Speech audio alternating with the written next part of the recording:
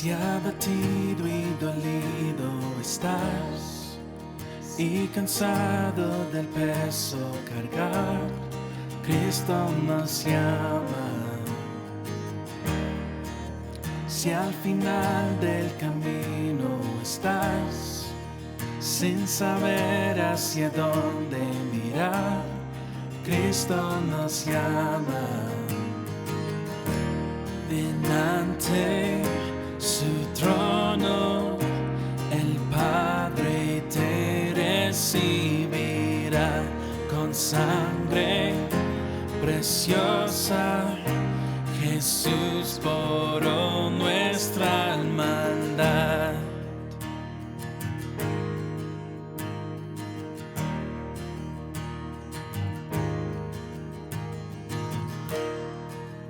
Deja atrás tu vergüenza y pesar. Ven a Él, ya no esperes más. Cristo nos llama. Trae toda tristeza al altar. Nueva vida Jesús te dará. Cristo nos llama. Ven ante su trono, el Padre te recibirá con sangre preciosa. Jesús borró nuestra maldad.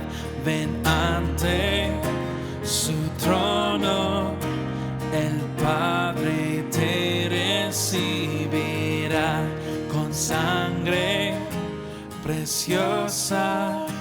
Jesús borró nuestra maldad.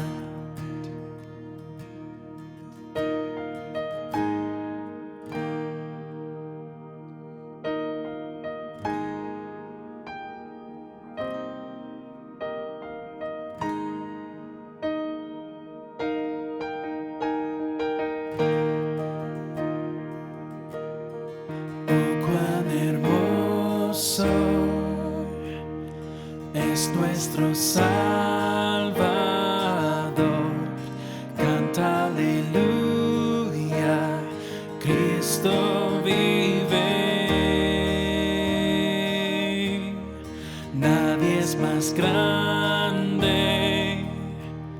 solo Él es Señor, canta aleluya, Cristo vive.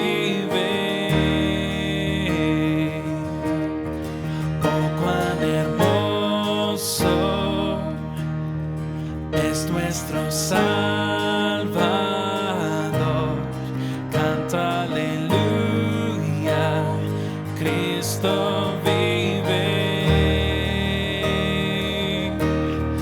Nadie es más grande, solo Él es Señor, canta aleluya, Cristo vive.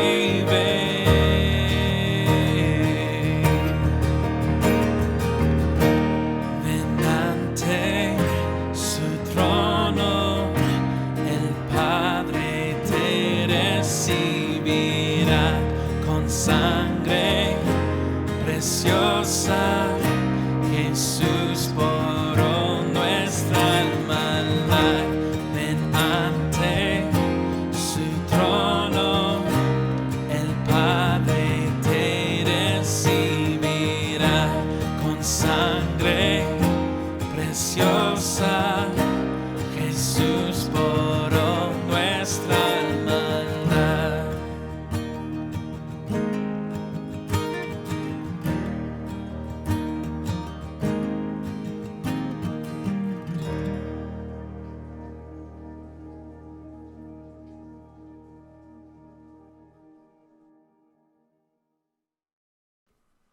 Muy buenos días, hermanos. Es un privilegio para mí compartirles la palabra de Dios esta mañana. Y vamos a continuar en nuestra serie de mensajes basados en el Evangelio de Marcos. Ya hoy día entramos en Marcos 12 Y voy a orar primero antes de seguir con el mensaje. Señor, te damos gracias por este tiempo, Señor, que tenemos juntos. Señor, gracias por las bendiciones que nos da, Señor. Y te damos gracias también por el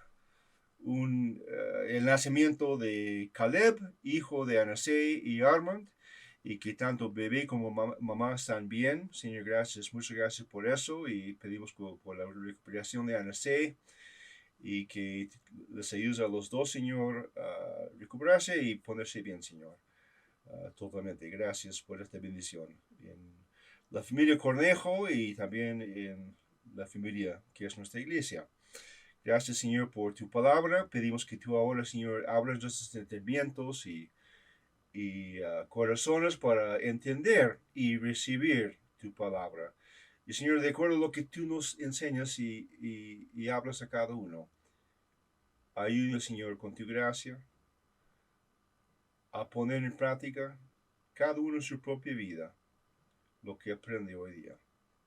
Gracias, Señor, en el nombre de Jesús. Amén.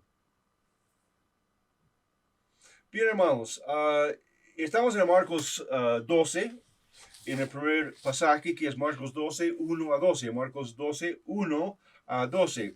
Y esta es la parábola de los labradores malvados. Voy a leer el pasaje. Entonces Jesús comenzó a hablarles en parábolas. Un hombre plantó una viña, la rodeó con una cerca, cavó un lagar, edificó una torre, la arrendó a unos labradores y se fue lejos. A su debido tiempo envió un siervo a los labradores para recibir de los labradores una parte del fruto de la viña. Pero ellos lo tomaron, lo hirieron y lo enviaron con las manos vacías. Volvió a enviarles otro siervo, pero a ese lo hirieron en la cabeza y lo afrentaron. Y envió otro y a ese lo mataron. Envió a muchos otros, pero ellos herían a unos y mataban a otros. Teniendo todavía un hijo suyo amado, por último, también lo envió a ellos diciendo: tendrán respeto a mi hijo. Pero aquellos labradores dijeron entre sí: este es el heredero, vengan, matémosle, y la heredad será nuestra. Lo prendieron, lo mataron, y lo echaron fuera de la viña. ¿Qué pues hará el señor de la viña? Vendrá, destruirá a los labradores y les dará la viña a otros. ¿No han leído esta escritura? La piedra que desecharon los edificadores, esta fue hecha cabeza de ángulo. De parte del Señor sucedió esto, y es maravilloso en nuestros ojos. Ellos procuraban prenderle, pero temían a la multitud, porque sabían que en aquella parábola se había referido a ellos, y dejándole se fueron. El Señor de la viña. Los eventos de nuestro texto de hoy tienen lugar el día martes de la semana de la pasión de nuestro Señor, la última semana de su vida antes de ser crucificado. Jesús se dirige hacia el Calvario, pero antes de llegar ahí, debe lidiar con la pecaminosidad de la nación de Israel. Justo el día antes de estos eventos, Jesús había entrado al templo y había creado un gran lío. Jesús había limpiado el templo, echando fuera a las personas que estaban profanando la casa de Dios, comprando y vendiendo en sus atrios, como ya vimos antes en Marcos 11. Este evento había provocado que los líderes religiosos, quienes se beneficiaban enormemente del negocio que se realizaba en el templo, buscaron una manera de destruir a Jesús. Ahora Jesús está de regreso en el templo, y estos hombres ven la oportunidad de desacreditar a Jesús, Aparentemente han recuperado algo de su compostura y se acercan a Jesús en Marcos 11, 27 a 33. Marcos 11, 27 a 33. Y exigen saber por qué Él está haciendo las cosas que hace. Literalmente están preguntando, ¿quién crees que eres tú? ¿Qué derecho tienes para venir aquí y deshacer todo lo que hemos hecho? Es un claro intento de desacreditar a Jesús ante los ojos del pueblo de Israel. Jesús no está a punto de quedar atrapado en su trampa y le da la vuelta a estos hombres. Les hace una pregunta sencilla sobre Juan el Bautista. Todo lo que tienen que hacer es decirle a Jesús bajo qué autoridad operaba Juan, y él les dirá con qué autoridad él hace lo que hace. Jesús sabía bajo qué autoridad había operado Juan. Jesús operó bajo el mismo poder, el poder de Dios. Pero Jesús también sabía que estos hombres nunca admitirían eso. Estos líderes religiosos demuestran claramente su hipocresía al buscar una respuesta que los haga lucir bien. Si deciden que Juan fue enviado por Dios, entonces Jesús expondría su hipocresía, porque habían rechazado el mensaje y el ministerio de Juan. Si decían que Juan estaba operando bajo su propio poder, perderían favor con el pueblo, porque la mayoría de los israelitas creían que Juan era un verdadero profeta enviado por Dios. En lugar de tomar una posición, estos hombres optaron por no responder, optaron por el silencio. Al escuchar su silencio, Jesús también se negó a responderles. Jesús pudo haber permitido que el asunto terminara ahí mismo, pero aprovechó la oportunidad para exponer a los líderes religiosos por los hipócritas que eran. En la parábola que sigue, en Marcos 12, 1 a 12, la que leí al comienzo del mensaje, Jesús no solo expone la pecaminosidad de los judíos religiosos, sino que también exalta la majestad del Dios Todopoderoso. Pero en lugar de centrarme en la actitud negativa de los judíos, quiero concentrarme en las formas en que Dios se revela en esta parábola. Quiero predicar sobre el Señor de la viña, el Señor de la viña. Durante este mensaje quiero que veamos su bondad, su gracia y su gloria, tal como se revelan en esta parábola. La verdad principal que quiero resaltar hoy es esta: los que rechazan la gracia de Dios eventualmente se enfrentarán a la ira de Dios. Con eso en mente, observemos las formas en que el Señor de la viña se revela en esta parábola. La primera parte se basa en el versículo 1, Marcos 12, 1. El Señor de la viña y su bondad. El versículo 1 describe a un hombre que plantó una viña, construyó una cerca alrededor de ese viñedo para protegerlo de intrusos y de animales salvajes. Cavó un lagar o una depresión para recolectar el jugo que se cosecharía de las uvas cuando eran cultivadas en la viña. Construyó una torre para que un centinela pudiera vigilar diligentemente para así proteger su viña. Puso la viña en manos de hombres asignados para cultivarla y cuidarla. En esta parábola, el Señor de la viña es Dios. La viña es Israel, y los labradores son los líderes religiosos judíos. Los siervos son los profetas que Dios envió a Israel. El amado único Hijo del Señor de la viña es el Señor Jesús. Con esto en mente, es claro ver que el versículo 1 se refiere a la bondad de Dios para con Israel. La nación de Israel a menudo es representada como una viña.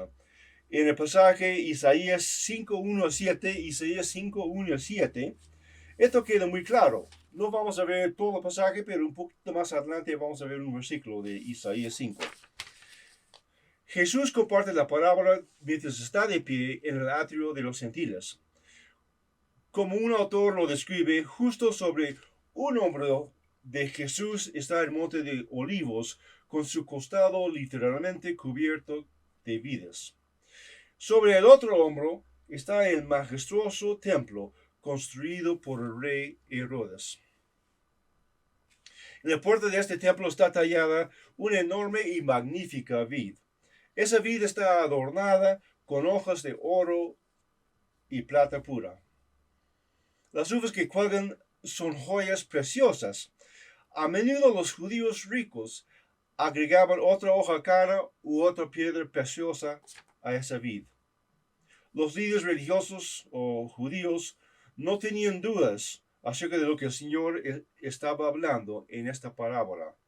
Estaba hablando de la nación de Israel. Dios había levantado tiernamente su vid en una tierra llamada Egipto. Luego tomó esa vid y la transportó a través de las arenas calientes del Sinaí. Y luego la plantó en Canaán. Ahí echó raíces y ahí floreció. Dios le había dado a su vid una buena tierra para crecer. Él le había dado su palabra, le había dado su protección. Por el propio testimonio de Dios, él había hecho todo lo que podía haber hecho para asegurar el éxito de la vid llamada Israel. Yo les compartí un pasaje en Isaías 5 y vamos a ver Isaías 5:4. Este versículo dice, Isaías 5:4 dice, ¿qué más se podía haber hecho por mi viña que yo no haya hecho en ella? A pesar de la bondad y el amor de Dios por Israel, Israel nunca le había devuelto ese amor. La segunda parte de Isaías 5:4, Dios hace esta pregunta. ¿Por qué pues esperando yo que diera uvas buenas, ha dado uvas silvestres? Pero aún así, Dios continuó cuidando de su viña para bendecir su vid, para proteger su vid y para preparar su vid. Y a pesar de su constante rebeldía, Israel se vio obligado a reconocer la bondad de Dios. El Salmo 73:1 dice, ciertamente bueno es Dios para con Israel. No hay duda de que toda persona salva escuchándome hoy tendría que confesar que Dios ha sido bueno contigo. No somos el pueblo del Antiguo Testamento, el pueblo de Israel, pero hubo un día en que Él vino a nosotros en nuestro Egipto, nos desenterró de raíz y nos trasplantó en un nuevo país, el reino de Dios. Como nos dice ampliamente Efesios 2:1-22. Efesios 2:1-22. Es un pasaje rico y algo largo que les animo a ver, a leer y meditar. Efesios 2:1-22. Pero voy a leerles otro pasaje más corto que en esencia dice lo mismo. Voy a leerles Colosenses 1:12-14. Colosenses 1:12-14. Con gozo damos gracias al Padre que les hizo aptos para participar de la herencia de los santos en luz. Él nos ha librado, que significa Él nos ha rescatado de la autoridad de las tinieblas y nos ha trasladado, nos ha removido y trasladado al reino de su amado Hijo, en quien tenemos redención, el perdón de los pecados. Verdaderamente Dios ha sido bueno con nosotros. Y luego agregas a nuestra salvación todas las bendiciones que Él nos ha dado. Y luego agrega a eso todas las oraciones que Dios nos ha respondido. Agrego a eso también el hecho de que Él siempre está con nosotros y en nosotros. Y que nos ama eternamente. Que Él satisface nuestras necesidades y otras 1000 verdades más. Y debemos confesar que Dios es muy bueno con su pueblo. ¿No es también cierto que Dios es bueno con aquellos que ni siquiera lo conocen? Considera este mundo que Él les ha dado a todas las personas para que lo disfruten. Piensa en la comida y el agua que Él da a todas las personas para nutrir sus cuerpos. Considera el aire que todos respiramos, que Dios ha dado a todas las personas para respirar. Reflexiona en el hecho de que Él permite que todas las personas que lo desprecian, lo rechazan y lo odian, siguen viviendo en esta tierra. Considera el hecho de que si no eres salvo hoy, todavía no estás en el infierno. Medita en estas cosas y por lo menos reconoce que Dios es bueno con todas las personas. Puesto que Dios es bueno, Él merece ser alabado por todos los seres vivientes. El Salmo 150, versículo 6, Salmo 150, versículo 6, declara, todo lo que respira, alabe al Señor. Bien, vamos ahora a ver la segunda parte del mensaje. Se basa en Marcos 12, versículos 2 a 8. Y vamos a ver acerca de la gracia de Dios. El Señor de la viña y su gracia. Habiendo plantado la viña y habiendo hecho todo lo necesario para que la viña tuviera éxito, el Señor de la viña envió a sus siervos a recoger parte o su parte de las ganancias. En esos días era común que los tierratenientes permitieran a los aparqueros cultivar la tierra por un porcentaje de la cosecha. El propietario generalmente recibía entre la tercera parte y la mitad. Los labradores se quedaban con el resto. Cuando este propietario envió a sus siervos en diferentes oportunidades, los labradores los trataron con crueldad. El primero fue golpeado en el versículo 3 de nuestro pasaje en Marcos 12. El siguiente fue apedreado y herido en la cabeza, como nos relata en Marcos 12 y 4. Después de eso envió a muchos otros para obtener sus ganancias. Y todos fueron golpeados, asesinados por los labradores que deben cuidar la viña, en la segunda parte del versículo 5. Después de que todos los siervos fueron destruidos, el dueño les envió a su único hijo. Esperaba que recibieran al hijo como si él mismo fuera el dueño, en el versículo 6. Pero así como habían destruido a todos los siervos que habían sido enviados antes, también destruyeron al hijo en el versículo 5. Creían que al matar al hijo podrían reclamar la viña para sí mismos. Esta sección de la parábola debió hablar fuertemente a los líderes religiosos de Israel. Se les había confiado el bienestar espiritual de la nación de Israel, pero una y otra vez llevaron a la nación de Israel por mal camino. Dios en su infinita gracia les envió jueces, profetas y otros santos hombres de Dios, para guiarlos de regreso al camino correcto. Cada vez que Dios envió a un hombre, Israel se negó a escuchar su mensaje. Algunos fueron golpeados, otros fueron asesinados, pero todos fueron despedidos con las manos vacías. Israel rechazó profeta tras profeta, culminando con Juan el Bautista. Sin embargo, Dios siguió enviándoles a sus hombres y a sus mensajes. ¡Qué paciencia, qué gracia! Lo mismo es cierto hoy. Dios le ha dado al hombre testimonio tras testimonio en un esfuerzo por llamar a las personas a Él. Considera lo siguiente. El testimonio de Dios está a nuestro alrededor. El Salmo 19.1.4, Salmo 19.1.4 nos dice, los cielos cuentan la gloria de Dios y el firmamento anuncia la obra de sus manos. Un día comunica su mensaje al otro día y una noche a la otra declara sabiduría. No es un lenguaje de palabras ni se escucha su voz, pero por toda la tierra salió su voz y hasta el extremo del mundo sus palabras. El testimonio de Dios en el mundo que nos rodea deja a todas las personas sin excusa ante Él. En Romanos 1:20 leemos, porque lo invisible de Él, su eterno poder y deidad, se deja ver desde la creación del mundo, siendo entendido en las cosas creadas, de modo que no tienen excusa. Y luego el testimonio de Dios está dentro de nosotros. Romanos 2:14-15 nos dicen que Dios ha escrito su ley en nuestros corazones. Una vez más, no tenemos excusa. ¿Por qué Dios todavía llama a los descarriados para que vengan a Él?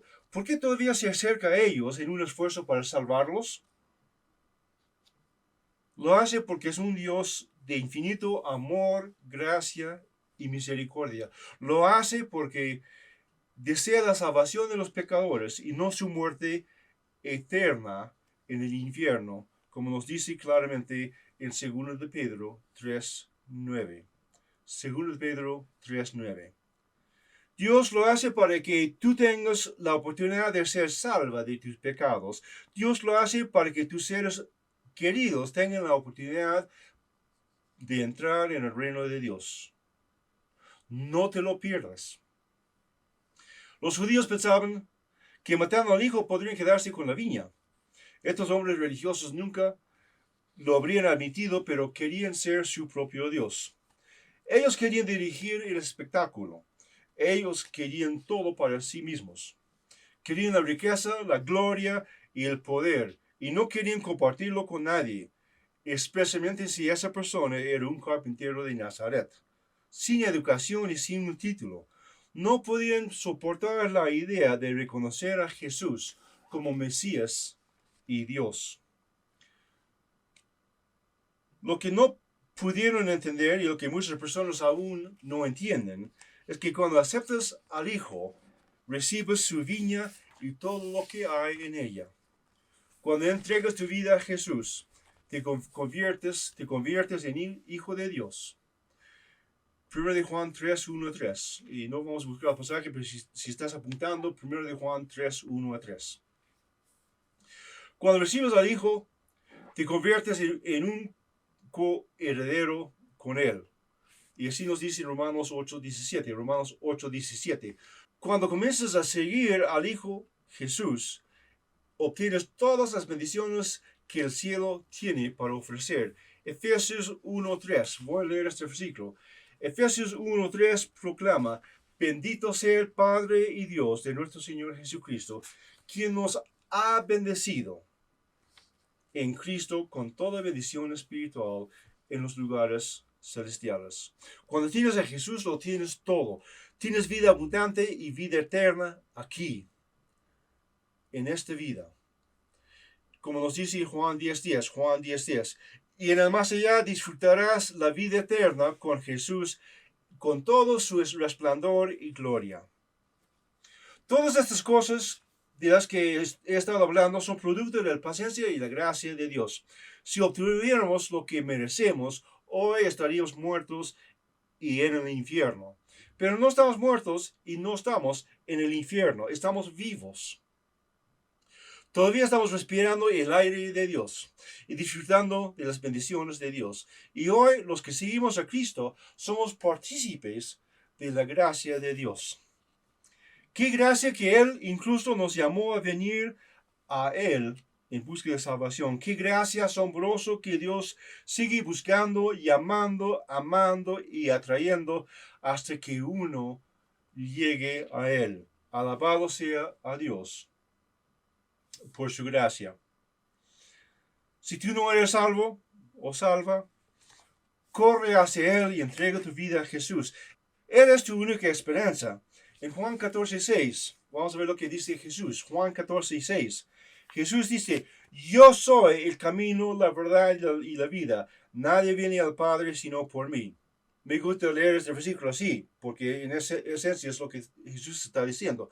Yo soy el camino. Yo soy la verdad. Yo soy la vida. Nadie viene al Padre sino por mí. Si estás buscando el camino, no es una cosa, es el Señor Jesús. Si estás buscando la verdad, Jesús es la verdad. Si estás buscando la vida, y esta palabra la vida eterna, Jesús es la vida eterna. Y Él afirma que nadie va a ir al Padre salvo por Él, por Jesús. Y Hechos 4:12, hablando de Jesús, Hechos 4:12 declara que en ningún otro hay salvación, porque no hay otro nombre debajo del cielo dado a los hombres en que podamos ser salvos. Solo podemos ser salvos en el nombre de Jesús. Y si eres salvo de verdad, ten una actitud de gratitud y agradécele a Dios por su gracia en tu vida. Y ahora, hermanos, la tercera parte de mi mensaje se basa en Marcos 12, versículos 9 a 12. Marcos 12, 9 a 12. Y vamos a ver sobre el Señor de la viña y su gloria. El Señor de la viña y su gloria. El Señor de la viña no tiene otra opción. El dueño había intentado trabajar con los labradores una y otra vez, pero ellos se negaron a escucharlo. Ahora, debido a que rechazaron a sus siervos y mataron a su hijo, vendrá con ira y destruirá a los que han tomado lo que es suyo, como se puede ver en Marcos 12:9. Así es con los líderes de Israel. Han rechazado todo intento que Dios hizo para llamarlos de regreso a Él. Abusaron y mataron a sus mensajeros. Incluso Juan el Bautista, el siervo que Dios les envió recientemente, fue rechazado y decapitado. Ahora han decidido en sus corazones destruir al mismísimo Hijo de Dios. Jesús había revelado su deidad y su identidad a los judíos en muchas ocasiones, y sus milagros y su mensaje demostraban que Él era el Hijo de Dios. Sin embargo, estos hombres querían la viña para sí mismos y estaban dispuestos a matar a su Mesías para conseguir lo que querían. Y lo mataron. Lo empujaron a Calvario y ahí crucificaron al Hijo de Dios. Literalmente sacaron al Hijo de Dios de la ciudad de Jerusalén y lo asesinaron ahí en Gólgota. Hebreos 13:12 nos dice: por lo tanto, también Jesús padeció fuera de la puerta de la ciudad para santificar al pueblo por medio de su sangre. Jesús fue el mensajero final de Dios. Cuando lo rechazaron, le estaban diciendo no a Dios por última vez. No les quedaba más que el juicio, y ese juicio llegó unos años después. Jerusalén fue destruida y el templo derribado. Los judíos rechazaron a Dios y a su Hijo y pagaron un precio muy alto por su decisión, debido a que rechazaron a Dios de la gracia. Se vieron obligados a enfrentarse al Dios de la ira. Y lo mismo es cierto hoy. Jesús es la última palabra de Dios a la humanidad. Si lo rechazamos, no tenemos más esperanza de salvación. Un día estarás delante de Jesucristo. O lo enfrentarás como tu Salvador, o lo enfrentarás como tu juez. Como nos dice en Romanos 11:22. Romanos 11:22 es un versículo interesante que ilustra lo que acabo de decir. Considera pues la bondad y la severidad de Dios. La bondad de Dios es que Él vino a salvarnos. La severidad de Dios es para los que rechazan su salvación. Por un lado, Dios es bueno con los que se acercan a Él con fe, los perdona, los salva y les da vida eterna, como declara Romanos 10:13. Romanos 10:13. Por otro lado, todos los que lo rechazan lo enfrentarán en juicio, como nos dice Apocalipsis 20:11-15. Apocalipsis 20:11-15. ¿Te enfrentarás al Cordero o te enfrentarás al león? La decisión es tuya. El mayor pecado que una persona puede cometer no es la violación, el asesinato, el abuso de menores o el robo, por más terribles que son estos pecados. El mayor pecado que puede cometer una persona es disfrutar de todas las cosas buenas de Dios, presumir de su gracia y luego rechazar a su Hijo. en Juan 16:9. Juan 16:9. Jesús dice, en cuanto a pecado porque no creen en mí. El mayor pecado de todos es no creer en Jesucristo. En Marcos 12, versículos 10 y 11, Jesús cambia la imagen. Deja de hablar de una viña y comienza a hablar de un edificio. Hablando de sí mismo, Jesús cita Salmo 118, 22 para hacer su punto. Salmo 118, 22 dice, la piedra que desecharon los edificadores ha venido a ser cabeza del ángulo. La clave para una buena base en un edificio era una piedra angular perfectamente recta. Esa piedra, si estuviera recta, aseguraría que el edificio estaría a plomo y en escuadra. Si la piedra no estuviera bien, todo el edificio no saldría bien. Los líderes judíos miraron a Jesús y decidieron que no era una piedra angular adecuada. A sus ojos, él no tenía el estatus social indicado, la educación necesaria ni las credenciales adecuadas. Jesús simplemente no cumplió con sus expectativas. Él no encajaba en su molde, por lo que lo rechazaron a Jesús de plano e incluso participaron voluntariamente en su muerte. ¿Por qué lo mataron? Lo odiaban porque su santidad y sus palabras exponían su hipocresía y sus pecados. No les quedó más remedio que arrepentirse o tomar represalias. Y ellos decidieron tomar represalias y condenaron a Jesús a morir. Y luego Jesús les dice que la misma piedra que rechazaron se ha convertido en la cabeza del ángulo. Dios lo estableció a Jesús como piedra angular sobre la cual edificaría su iglesia. Los líderes judíos pensaron que se estaba deshaciendo del problema cuando dieron muerte a Jesús. En realidad estaban firmando sus propias órdenes de ejecución y a la vez estaban ayudando a cumplir el plan de Dios. Dios obtendría gloria y lograría sus propósitos divinos a través de la muerte y resurrección del Señor Jesucristo. Cuando Mateo registró esta parábola, incluyó este versículo, Mateo 21, 44. Mateo 21, 44 dice, y el que cayera sobre esta piedra será quebrantado, y sobre quien esta piedra, cayere, le desmenuzará. Cuando Jesús terminó la parábola, los judíos querían arrestarlo, pero tenían miedo de hacer cualquier cosa porque la gente respetaba a Jesús como un gran rabino, un gran líder espiritual. Sin embargo, los líderes judíos lo odiaban y lo querían muerto. Confirmaron su rechazo a Jesús y Dios fue confirmado en su juicio sobre ellos. Ellos hicieron su elección y tendrían que vivir con las consecuencias. Lo mismo ocurre con nosotros. Y es claro ver la bondad de Dios. Está a nuestro alrededor. Todos los días Dios muestra su amor y su bondad a través de todo lo que Él nos da. Su bondad debería ser suficiente para hacer que nos acerquemos a Él. También es claro ver la gracia de Dios en nuestras vidas. Él nos ha dado una oportunidad tras otra para arrepentirnos y venir a Jesús. Muchos ya lo hemos hecho y otros todavía no. Hoy la elección es tuya. Dios te ofrece la oportunidad de ser salvo. Él te está ofreciendo un cambio para que todos tus pecados sean perdonados. Él te ofrece la oportunidad de evitar el infierno y aceptar a Jesús como tu Señor y Salvador. Si Jesús te está llamando, por favor ven a Él y sé salvo hoy. Y si eres creyente, agradecele por su bondad y su gracia. Y síguelo de cerca. De más cerca todavía de lo que estás haciendo ahora. Oremos, hermanos.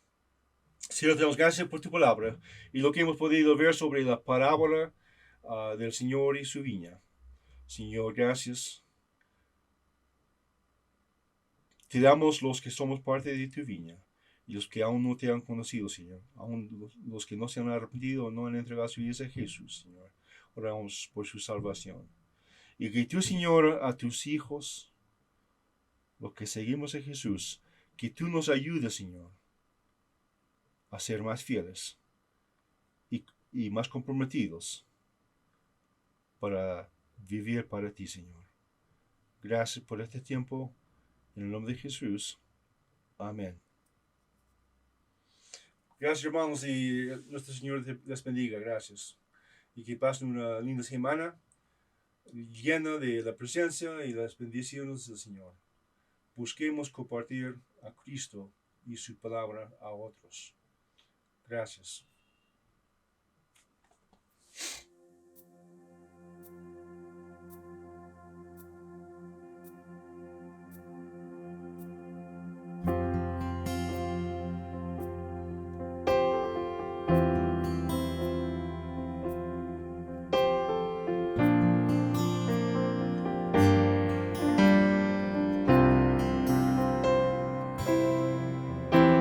Cansado del camino, sediento de ti.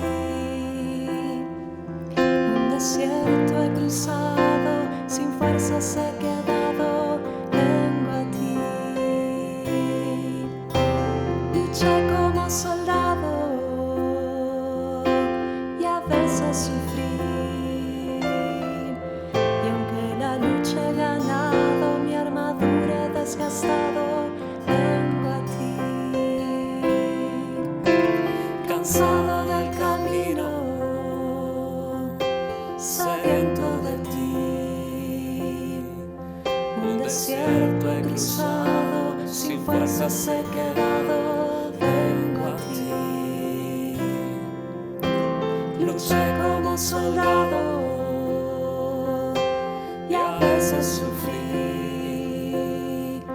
Y aunque la lucha he ganado, mi armadura he desgastado, vengo a ti. Sumérgeme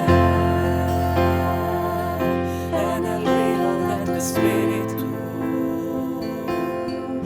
Necesito refrescar este seco corazón sediento de ti. Sumérgeme en el río de tu espíritu.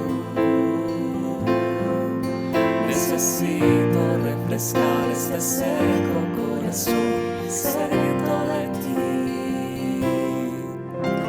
Cansado del camino, sediento de ti. Un desierto he cruzado, sin fuerzas he quedado, vengo a ti. Luché como soldado